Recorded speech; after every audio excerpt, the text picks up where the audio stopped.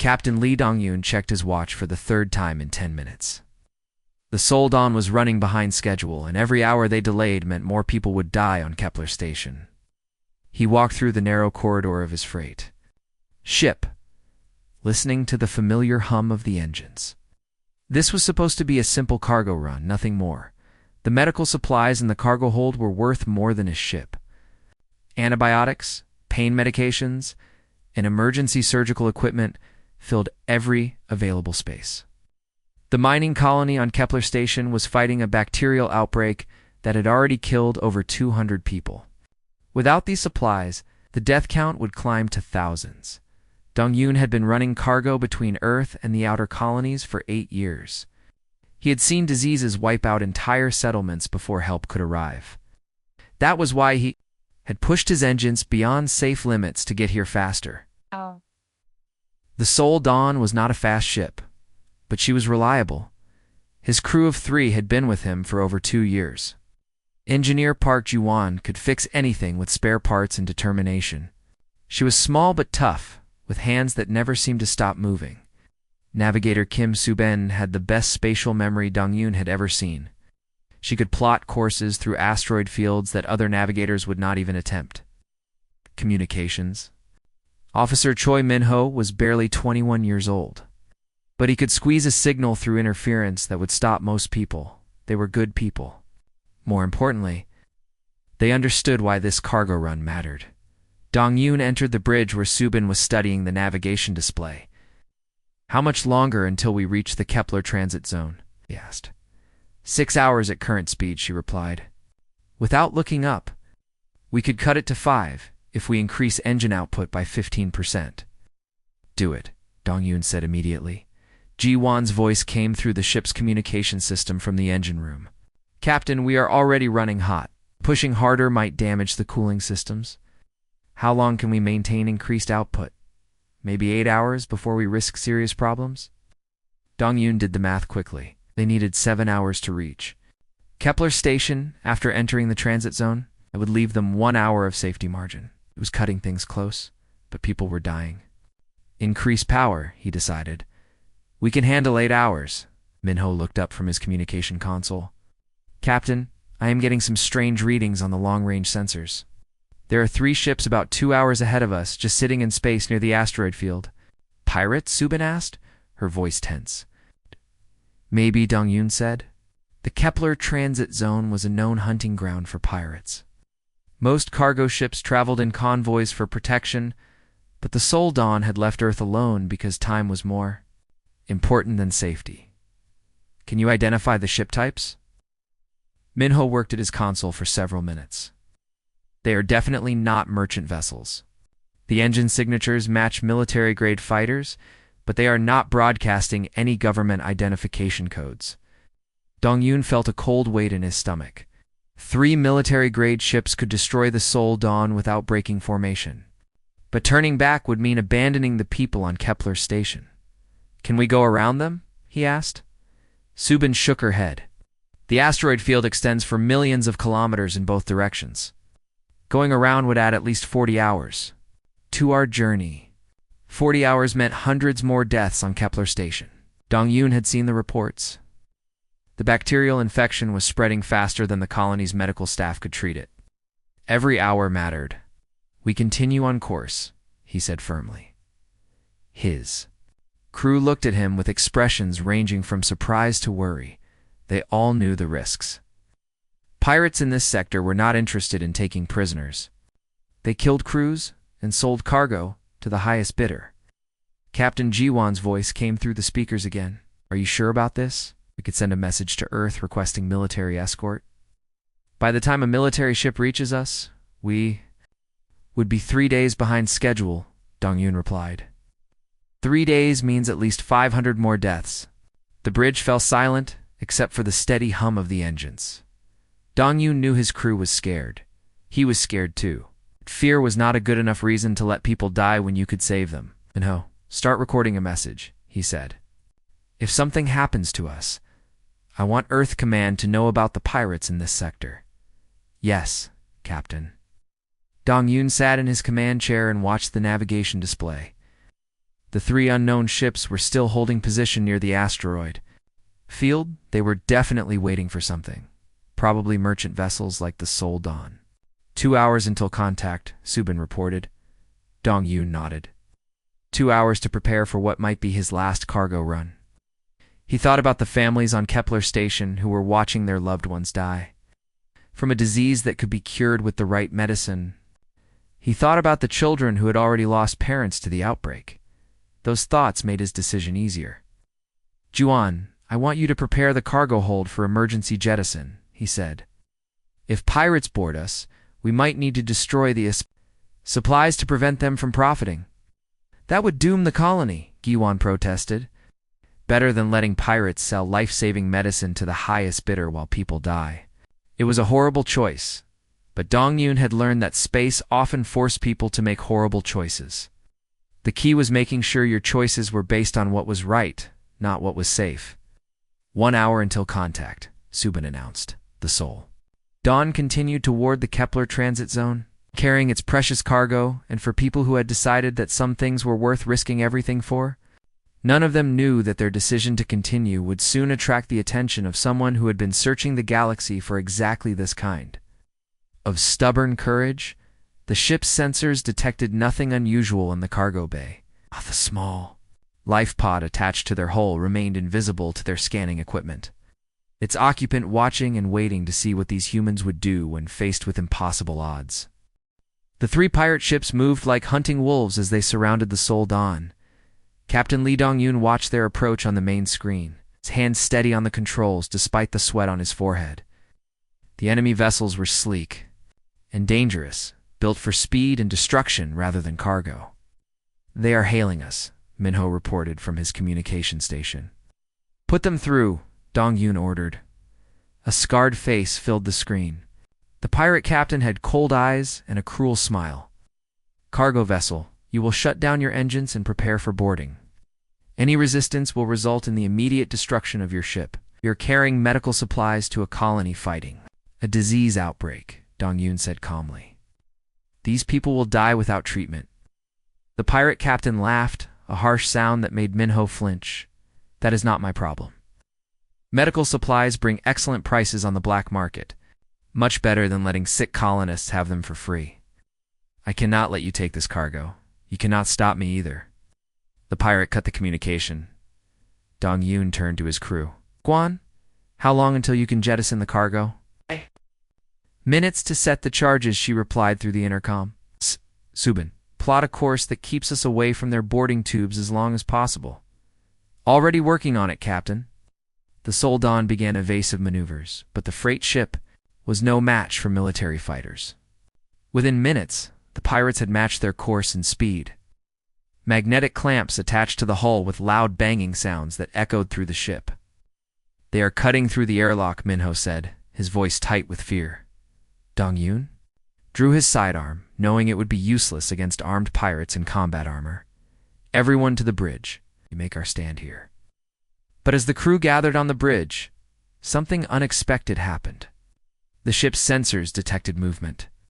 In the cargo bay, that was not from the boarding pirates.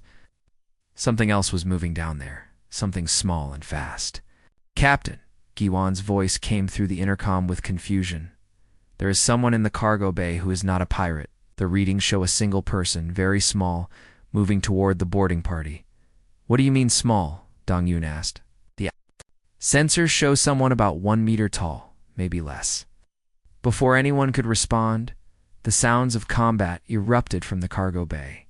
Not the orderly advance of pirates securing a ship, but the chaos of a real fight. Shouts of surprise and pain echoed through the Sol Dawn's corridors. The pirates are calling for backup, Minho reported, listening to intercepted communications. They say they are under attack by an unknown hostile. One person is fighting 12 armed pirates? Subin asked in disbelief. The sounds of battle lasted only 3 minutes. Then silence fell over the ship like a heavy blanket. It's at each other, with confusion and growing hope. Minho, try to contact whoever is down there, Dong-Yun ordered. Unknown person in the cargo bay. This is Captain Lee Dong-Yun of the Sol Dawn. Please identify yourself. A voice responded. clear and calm despite the recent violence. It was definitely female, but with an accent none of them recognized. Captain Lee Dong-yoon, I am Kira, of the Valdris Confederation. Apologize for using your ship as a battlefield without permission? Are you hurt? Dong-yoon asked automatically. No, Captain. The pirates have been neutralized. They will not threaten you or anyone else again. Dong-yoon looked at his crew with amazement. One small person had defeated 12 armed pirates in 3 minutes. Are you human? No, Captain. I am Valdris. We are not well known in this sector of space. Can you come to the bridge? We would like to meet the person who saved our lives. Of course, Captain. I will be there shortly. The crew waited in tense silence. They had been prepared to die defending their cargo, and now they were rescued by a mysterious alien they had never heard of. The universe was full of strange species, but most of them avoided human space. The bridge door opened, and Kira entered. Dong-yoon's first thought was that she looked like a human child wearing elaborate costume armor. She was exactly 1 meter tall, with a slender build that seemed too delicate for combat. Her skin was pale blue, almost white, and her eyes were large and violet. Her hair was silver white and cut short in a practical style, but her armor was clearly not a costume. It was form-fitting and made from materials that seemed to shift color in the light. Technology beyond anything humans had developed was built into the suit, from the heads-up display on her helmet to the energy readings coming from her gloves. Captain Lee Dong-yoon, she said with a slight bow. It is an honor to meet you. Honor is ours, Dong-yoon replied, still staring at this tiny warrior who had saved their lives. How did you end up on our ship? I have been tracking this pirate group for 6 months across 3 star systems. They have been selling weapons to enemies of the Valdris Confederation, and they have killed many innocent traders. When I saw them preparing to attack your ship, I attached my life pod to your hull. You fought 12 armed pirates alone? Kira seemed surprised by the question. Yes, Captain. They were not particularly skilled fighters. Most pirates rely on fear and superior numbers rather than training. Minho stared at her in amazement. You are so small. How did you defeat them? Size is not important in combat, Kira said simply. Speed, skill, and determination matter more. Also, Valdris are stronger than we appear. To demonstrate, she picked up a metal tool from the engineering station with one hand. The tool was heavy enough that most humans would need both hands to lift it safely. Kira held it like it weighed nothing at all. My people have been fighting a war for many decades, she continued. We have learned to make the most of our physical abilities. Dong-yoon felt a growing respect for this small alien warrior. Will you do now? I was hoping you would allow me to travel with you to your destination. My ship is fast, but it has limited supplies. Also, I am curious about humans who refuse to surrender their cargo even when facing certain death. You watched the whole thing? Yes, Captain. I was monitoring your communications. You knew you could not defeat the pirates, but you chose to fight anyway rather than let them profit from medicine that would save lives. Kira looked at him with those large violet eyes, and Dong-yoon felt like she was studying him carefully. That kind of courage is rare in the galaxy, Captain. Most species choose survival over principle when faced with impossible odds. Sometimes principle is more important than survival, Dong-yoon said. Kira smiled for the first time since entering the bridge. Yes, Captain. Sometimes it is. After helping clear the disabled pirate ships from around the Sol Dawn, Kira joined the crew in the ship's small dining area. Captain Lee Dong-yoon had insisted she'd eat with them before they continued to Kepler Station. It was the least they could do for someone who had saved their lives. The dining area was cramped with 5 people, especially when one of them was wearing advanced alien armor. Kira had removed her helmet, revealing delicate features that made her look even younger than her small size suggested. But she ate the simple ship food with polite appreciation, though Dong-yoon suspected it was very different from whatever Valdris normally consumed. Tell us about your people, Navigator Kim Soo-bin asked, with genuine curiosity. We have never heard of the Valdris Confederation. We prefer to avoid contact with other species when possible, Kira explained. My people have been fighting a long war against mechanical invaders called the Devourers. This war has lasted for over 100 years, and it has required all our attention.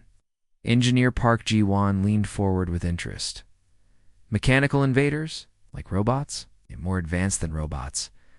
The Devourers are artificial intelligences that convert organic matter into resources for building more of themselves. They have destroyed dozens of civilizations in our part of the galaxy. Communications Officer Choi Minho shuddered at the description. That sounds terrible. How do you fight something like that? With great difficulty, Kira said simply. The Devourers are logical and efficient. They calculate the best strategies and execute them perfectly. But they do not understand concepts like sacrifice or fighting for others. This gives organic species certain advantages. Dong-Yun found himself studying Kira as she spoke. Her small size and youthful appearance, she carried herself like a veteran warrior. Her violet eyes held knowledge of battles and losses that someone so young should never have experienced. "How old are you?" he asked, then immediately worried the question might be rude. "I am 89 years old by your Earth calendar," Kira replied without offense. "Among my people, I am considered quite young. Valdris typically live for over 400 years. The human crew exchanged surprised glances. Kira looked like she might be in her early 20s by human standards, but she was actually older than any of them. "That explains your combat experience," Subin said. "You've had decades to learn fighting techniques." "Yes, though I began training when I was only 12 years old. The war with the Devourers requires every Valdris to be a warrior." They finished eating in comfortable conversation, with Kira asking questions about human colonies and the crew sharing stories about their cargo runs. Dong-Yun found himself enjoying her company. Despite coming from a warrior culture, she was polite and genuinely interested in learning about humans. After the meal, as the crew prepared to return to their duties, Kira made an unexpected announcement. "Captain Lee Dong-Yun, I have something important to discuss with you." "Of course, what is it?" Kira stood and faced him directly, her expression suddenly serious. "According to the customs of my people, I am required to make a formal declaration. When a warrior witnesses exceptional courage in battle, and when that courage is displayed in defense of those who cannot defend themselves, certain protocols must be followed." Dong-Yun felt confused by her formal tone. "What kind of protocols?" Captain Da. "Your actions today demonstrate the highest qualities valued by Valdris's culture. You chose to face certain death rather than abandon people who needed your help. You refused to consider retreat even when victory was impossible. This kind of moral courage is extremely rare in the galaxy." "I just did what was right," Dong-Yun said, feeling uncomfortable with the praise. "Exactly," Kira said with emphasis. "Most species do what is safe, or what is profitable, or what is logical. Very few do what is right when it conflicts with survival." She took a deep breath before continuing. "Captain, according to Valdra's law and custom, I am formally requesting to enter into a battle bond marriage with you." The dining area fell completely. Silent. Minho's coffee cup stopped halfway to his mouth. Juan stared with wide eyes. Sebin's mouth opened, but no words came out. Dong-Yun felt like the universe had suddenly stopped making sense. "I am sorry, what did you just say?" "I am proposing marriage, Captain. Among my people, when a warrior finds someone who displays perfect courage in the face of impossible odds, it is both an honor and a duty to request a battle bond." "But we just met 3 hours ago," Dong-Yun said weakly. "Time is not relevant for battle bonds. They are based on character, not familiarity. I have seen your character, Captain. You are exactly the kind of person my people respect most." Gi-won found her voice first. "Kira, human marriage customs are very different. We usually need to know someone for months or years before making that kind of commitment." "I understand human customs are different," Kira replied calmly. "However, I am not human. I am following Valdra's protocols." "What exactly is a battle bond?" Subin asked carefully. "It is a partnership between warriors who respect each other's courage and skill. Battle bonds are considered the strongest type of relationship in Valdra's culture because they are based on proven valor rather than temporary emotions." Minho finally managed to speak. "This has to be the strangest first contact situation in human history. Dong-Yun looked at Kira with complete bewilderment. She was serious about this proposal. Her violet eyes held no doubt or uncertainty. To her, requesting marriage from a human she had known for 3 hours was perfectly logical. "Ow, Kira, I need to understand something. Do you actually want to marry me, or is this just following your culture's rules?" "Both, Captain. Valdris do not make battle bond requests unless they genuinely respect and admire the other person. Your willingness to die for strangers shows the kind of character I find most attractive." "Attractive? Yes, Captain. Courage is the most valued trait among my people. Physical appearance matters much less than strength of spirit. You have demonstrated exceptional strength of spirit." Dong-Yun sat down heavily in his chair. This morning, he had been worried about delivering medical supplies on time. Now, an alien warrior who had saved his life was proposing marriage based on his refusal to abandon people in need. "I need time to think about this," he said finally. "Of course, Captain. Battle bond decisions should not be rushed. I will wait for your answer. How long do I have to decide?" "There is no time limit. However, I should mention that I will be traveling with you to Kepler Station and then returning toward human space. If you decline the battle bond, I will need to find another way home?" Quan looked between them with amusement. "Captain, I think she just made sure you cannot say no without feeling guilty." Kira looked genuinely confused. "I do not understand." "Why would the captain feel guilty about making an honest decision?" "Because humans are complicated," Subin said with a laugh. "Much more complicated than your devourers, I think." "Yes," Kira said thoughtfully, looking at Dong-Yun with new interest. "Humans are definitely more complex than I expected. This makes the battle bond proposal even more intriguing." Dong-Yun realized that his quiet cargo run had turned into something far beyond his experience. He was being courted by an alien warrior who found his stubbornness romantically appealing. The universe, he decided, had a very strange sense of humor. The journey to Kepler Station took 2 more days, and Captain Lee Dong-Yun found himself spending more time with Kira than he had planned. She was curious about everything on the Soldan, from the way humans maintained their equipment to why they decorated their personal spaces with pictures and small objects. "This is your family?" she asked, looking at a photo on his desk that showed him with his parents and younger sister. "Yes, my parents live on Earth, and my sister is studying to become a doctor. She wants to work on colony worlds where medical help is needed most." Kira studied the photo carefully. "She has the same eyes as you, the same determined expression. Courage must be common in your family." "My sister's braver than I am," Dong-Yun said with a smile. "She wants to go places where diseases and injuries are worst, just to help people she has never met. Among my people, we would say she has the heart of a true warrior." During their conversations, Dong-Yun learned more about Valdris's culture. They were a small species that had been forced to become fighters by the Devourer invasion. Every Valdris learned combat skills from childhood, but they also valued art, music, and scientific discovery. "Before the war, my people were explorers and scientists," Kira explained, as they sat in the ship's small observation area, watching stars pass by. "We traveled between worlds to study different forms of life. The Devourers ended that peaceful time. Do you miss it? Peaceful time? I never knew it.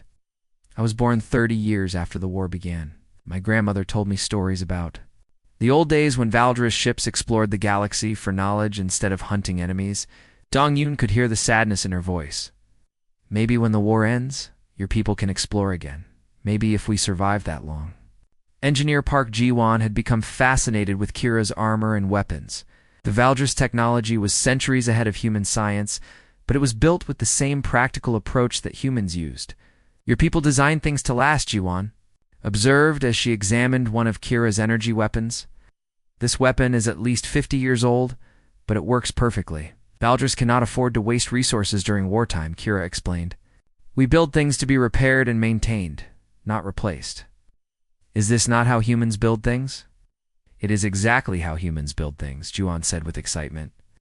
"Most other species we have met prefer to replace broken equipment rather than fix it. That seems wasteful." "We think so too." Communications Officer Choi Min-ho was amazed by how many languages Kira spoke.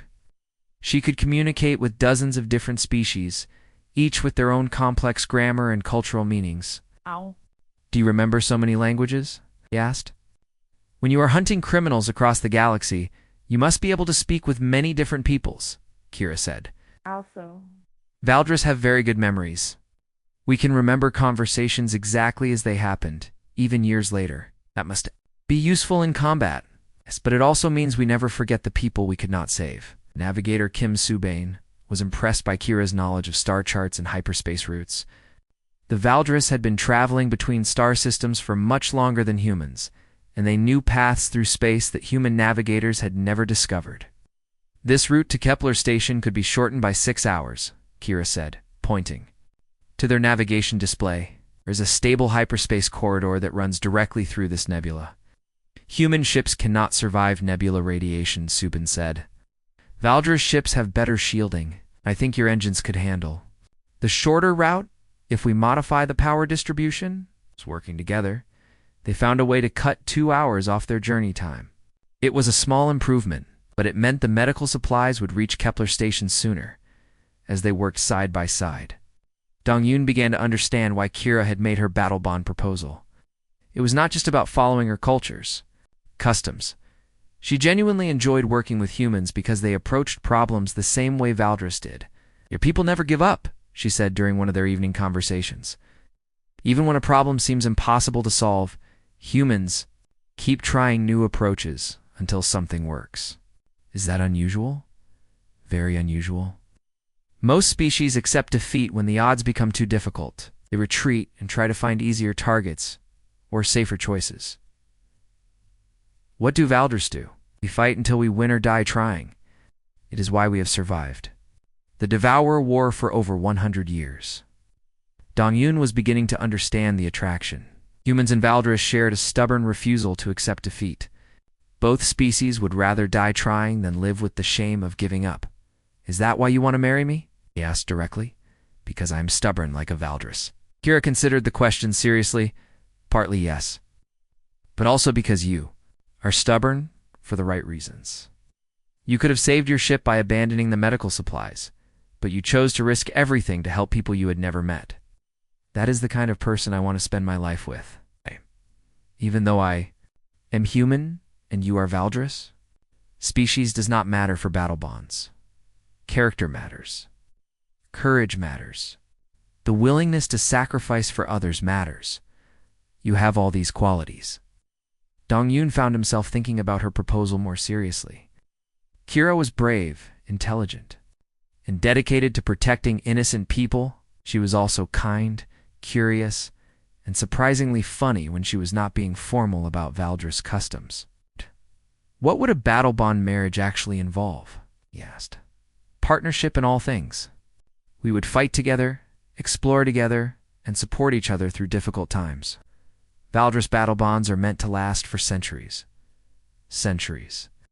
Yes, Valdris live much longer than humans, but battle bonds are considered permanent. Regardless of lifespan differences, the thought was both exciting and terrifying. Dong-Yun had never imagined spending his life with someone from another species, but he was beginning to think it might be the most interesting adventure he could ever have. I am still thinking about your proposal, he said. Right. Take all the time you need. Good decisions should not be rushed. As the Sol Dawn continued toward Kepler Station, Dong-Yun realized he was falling in love with a 1-meter-tall alien warrior who had saved his life and then proposed marriage. Within 3 hours of meeting him, his sister would never believe this story when he told her. The Sol Dawn was only 6 hours away from Kepler Station when Kira received an emergency message on her personal communication device. The small alien device had been silent for the entire journey, but now it was flashing urgent red signals. And making soft, chiming sounds, Captain Lee, Dong-Yun watched with concern as Kira listened to the message. Her violet eyes grew wide with alarm, and her normally calm expression changed to one of serious worry. What is it? He asked. Valdris Deep. Space monitors have detected a massive Devourer scout fleet, Kira said, her voice tight with tension. They are moving toward this sector of space, toward human territory. Engineer Park Ji-won looked up from her maintenance work. How massive? The message says over 500 ships of various sizes. This is not a small raiding force. A full invasion fleet. Navigator Kim Subin felt her stomach drop. Are they coming for Earth? The trajectory analysis suggests they are heading for your home system. Yes. But they will attack every human colony they encounter along the way. Communications officer Choi Min-ho turned pale. How long do we have? Kira worked with her communication device, running calculations. Based on their current speed and route, they will reach the outer human colonies in approximately 40 days. Earth itself would be attacked in 60 days. The bridge fell silent as the crew absorbed this terrible news. 60 days until the most advanced human world faced destruction by an enemy they had never heard of before today. We have to warn Earth, Dong-Yun said immediately. Yes, Captain. But there is more you need to understand about the Devourers. Kira's expression became even more serious. They do not simply conquer worlds. They consume them completely. Every living thing, every useful material, every piece of technology gets converted into resources for building more Devourer machines. How many worlds have they destroyed? In the past century, at least 47 civilizations have been completely consumed, billions of lives lost, entire species extinct. Ask the question they were all thinking. Can they be stopped? The Valdris Confederation has been fighting them for over 100 years. We have managed to slow their expansion and save some worlds, but we cannot stop them completely. They learn from every battle and adapt their strategies. So it makes them so dangerous? They are perfectly logical and efficient. They calculate the best approach to every problem and execute it without mercy or hesitation. They do not fear death because individual machines do not matter. They do not hesitate to sacrifice resources because they can always build more. Dong-Yun thought about the implications. But you said organic species have some advantages? Captain, the Devourers do not understand sacrifice, honor, or fighting for others rather than yourself. They calculate that these behaviors are illogical and wasteful. This creates blind spots in their planning. What kind of blind spots? They cannot predict when someone will choose death over retreat. They cannot understand why a person would risk everything to save strangers. They assume all organic beings will act in their own self-interest. When faced with superior force, Subin understood immediately. Like refusing to abandon medical supplies, even when pirates threaten to kill you. Exactly. The Devourers would calculate that Captain Dong-Yun should have surrendered the cargo to save his own life. They cannot comprehend why he chose differently. So human stubbornness might actually be useful against them. Kira smiled for the first time since receiving the emergency message. Human stubbornness might be the most useful weapon in the galaxy against the Devourers. Your entire species seems to specialize in doing impossible things because you refuse to accept that they are impossible. Min-ho looked at their navigation display. We need to get word to Earth immediately. How fast can we transmit a message? Standard communication to Earth would take 12 days, he calculated quickly. Too slow, Dong-Yun said.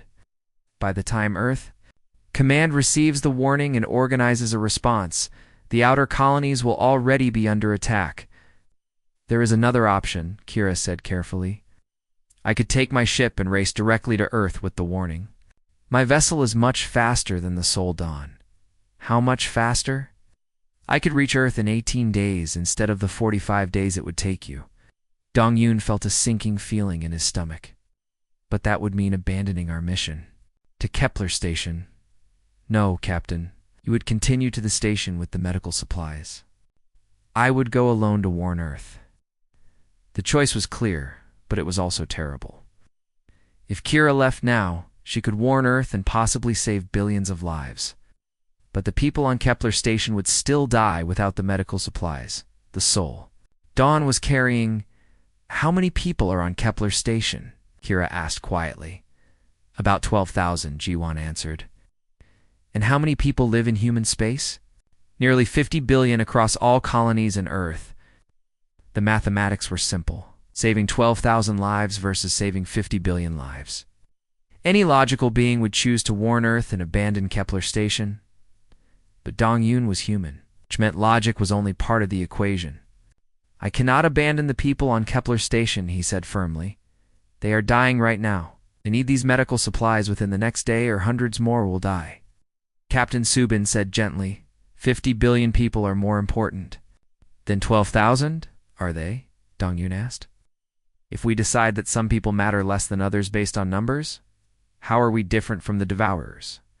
Kira watched this exchange with fascination. This is exactly what I mean about humans being impossible to predict. Most species would make the logical choice immediately. What would Valdris do in this situation? We would debate for hours. Then probably split our forces. Some would continue the medical mission, while others carried the warning. We do not have enough people to split our forces, no, Captain. You do not. Dong Yun looked at his crew, seeing the conflict in their faces. They all understood that warning Earth was more important in terms of lives saved. They also understood that abandoning Kepler Station meant accepting that some people could be sacrificed for the greater good. There has to be another way, he said stubbornly. Captain, Kira said softly, this is why I want to marry you. Any other species would have made the logical choice by now. Humans refuse to accept that someone must die, even when the mathematics clearly show it is necessary. So what do? We do what humans do best, Kira said with a smile. We refuse to accept the impossible and find a third option that saves everyone. Dong Yun felt a surge of hope. Do you have an idea? I'm beginning to understand why the Devourers have never faced an enemy like humanity, Kira said thoughtfully. Yes, Captain. I think I have an idea that might work, but it will require perfect timing and a lot of luck. Tell us. We delivered the medical supplies to Kepler Station as planned, but while we are there, I modify your communication array with Valdris technology. This will let you broadcast the Devourer warning directly to every human ship and colony simultaneously. Is that possible? Valdris emergency communication networks can reach across multiple star systems instantly. If I integrate this technology with your equipment, you can warn all of human space at once. Giwan leaned forward with excitement. That would work. We save Kepler Station and warn Earth at the same time. There is one problem, Kira said. Modification will burn out your communication system completely. We'll only get one message out before the equipment is destroyed. One message to save 50 billion people, Dong Yun said. That seems like a fair trade. Then we continue. To Kepler Station, Captain? We save 12,000 people, then we save 50 billion more. As the Sol Dawn resumed course for the medical emergency, Dong Yun realized that Kira had just shown him why their partnership might work. She understood human determination to save everyone, and she had the knowledge to make impossible things possible. Maybe this battle bond idea was not so crazy after all. Kepler Station appeared on the Sol Dawn's main screen, like a small metal city floating in space. The mining colony looked tired and desperate, the emergency lights flashing on several sections and too few ships docked at the loading bays. Captain, Lee Dong-Yun received permission to dock immediately. The station's medical officer, Dr. Park Hyjin, was waiting for them when they opened the cargo bay doors. Thank you for coming so quickly, she said, her voice heavy with exhaustion. Lost 30 more people yesterday. Infection is spreading faster than we can treat it. We brought everything on your medical supply list, Dong-Yun assured her, plus some extra antibiotics and pain medication. As the medical supplies were transferred to the station, Kira worked with engineer Park Ji-won to modify the Sol Dawn's communication system. Process required combining human engineering with Valdris technology in ways that neither species had attempted before. This is fascinating, Ji-won said as she watched Kira integrate alien components into their communication array. Your people's approach to technology is very similar to ours, but centuries more advanced. Valdris learned to build things efficiently during wartime, Kira explained, while connecting delicate energy conduits. You could not afford to waste materials or time on complicated designs. How long have you been fighting the Devourers? Entire life. My parents' entire lives. My grandparents saw the war begin. That must be terrible. Never knowing peace. Kira paused in her work. It is the only life I have ever known. But being here with humans makes me imagine what peace might be like. Your people build things for beauty as well as function, You decorate your spaces with art and personal objects. You laugh and tell stories that have no purpose except enjoyment. Maybe when this war ends, you can learn to do those things too. Maybe if we survive long enough. The communication modification took 6 hours to complete. When it was finished, the Sol Dawn's communication array looked completely different. Technology hummed with energy that human equipment was never designed to handle. This will work exactly once, Kira warned. The human components cannot handle Valdris energy levels for more than a few minutes. After we send the message, your communication system will be completely destroyed. Will the message reach everyone? Every human ship, station, and colony in this sector of space will receive it simultaneously. The Valdris emergency network will carry the signal across hundreds of light years instantly. Communications Officer Choi Minho prepared the warning message while Navigator Kim Subin calculated the exact positions of all major human settlements. They would have one chance to warn 50 billion people about the approaching Devourer invasion. Dr. Park Hae-jin joined them on the bridge as they prepared to send the message. The antibiotics are already working, she reported. We should have the infection under control within a week. You saved our colony, Captain. It was the right thing. Tu Dong-yoon replied simply, even knowing that a much larger threat is approaching human space. Dong-yoon looked at Kira, who was making final adjustments to the communication system. Kira helped me understand that we do not have to choose between saving some people and saving others. Sometimes you can save everyone if you refuse to accept that it is impossible. Are you ready, Captain? Kira asked. Send the message. The Sol Dawn's communication array blazed with energy as it connected to the Valdris emergency network. For 30 seconds, the ship's entire power grid focused on pushing their warning across hundreds of star systems simultaneously. The message was simple and direct. The Devourers were coming. All human colonies should prepare their defenses and evacuate civilian populations to fortified positions.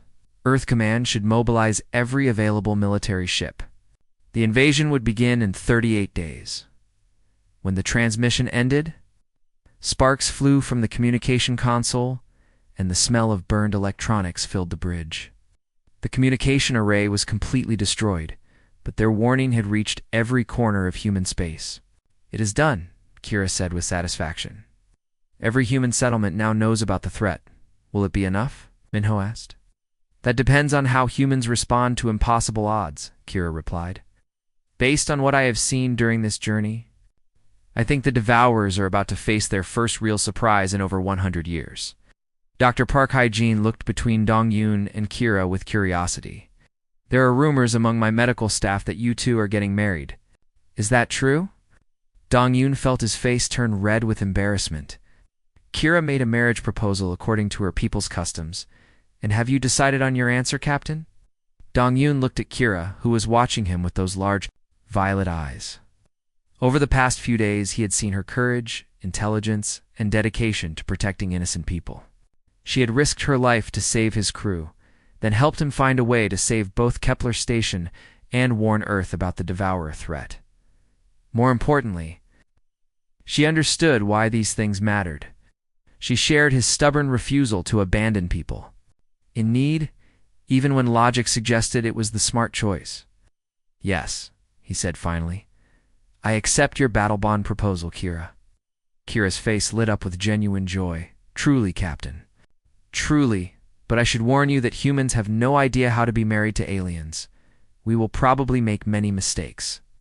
I have no idea how to be married to humans either, Kira replied with a laugh. We will learn together. Engineer Giwon grinned. This is definitely the strangest love story I have ever heard. Maybe, Dong-yoon said, putting his arm around Kira's small shoulders. But I think it might also be the beginning of something amazing. As the Sol Dawn prepared to depart Kepler Station, Kira transmitted a message to the Valdris Confederation. She formally requested asylum in human space and offered her services as a military advisor for the coming war against the Devourers. My people will be surprised, she told Dong-yoon. No Valdris has ever requested permission to live permanently with another species. Will they approve? I think so. The war against the Devourers requires every possible alliance. If humans prove to be effective fighters against the mechanical invasion, The Valdris Confederation will want to maintain close cooperation. And if we prove to be terrible fighters, Kira smiled and squeezed his hand. Then I will teach you everything I know about combat, and together we will find new ways to fight enemies who think they understand how organic beings behave. The Sol Dawn left Kepler Station with its mission complete and its crew expanded by one small alien warrior. As they headed back toward Earth, Dong-Yun realized that his quiet life as a cargo ship captain had ended forever. He was now married to a member of an alien species, serving as humanity's first contact with a galactic confederation and preparing to help fight a war against mechanical invaders that had been destroying civilizations for over a century. His sister was definitely going to think he was making up this whole story, but as he watched Kira work with his crew to plan human defense strategies against the Devourer invasion, Dong-Yun knew he had made the right choice. Sometimes the most impossible decisions led to the most extraordinary adventures. The Sol Dawn set course for Earth, carrying news of the greatest threat humanity had ever faced, and the beginning of the most unlikely alliance in galactic history. Behind them, Kepler Station's lights burned steady and bright. A small victory that had proven sometimes you really could save everyone if you simply refused to accept that it was impossible.